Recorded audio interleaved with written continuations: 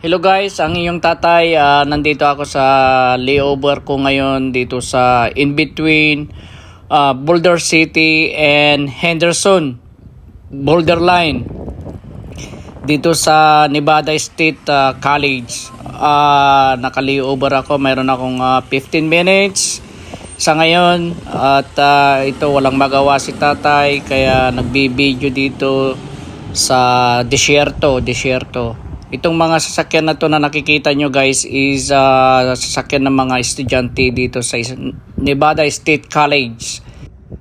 At yan guys, kung napapansin nyo talaga, ang Nevada is desierto, as in desierto talaga dito sa Nevada. Medyo malayo-layo rin ng konti sa Las Vegas.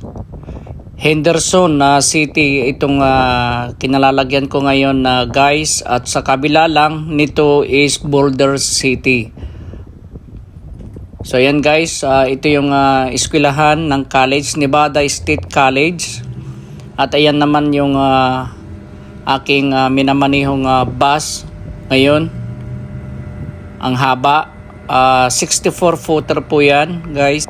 Please follow me in my Facebook, Joseph Nicolas, and please visit my YouTube channel, Bigas Pinoy Explorer. Kung bago-bago ka lang, please don't forget to subscribe my channel, Bigas Pinoy Explorer, and tap the notification bell for more videos. Maraming salamat and God bless.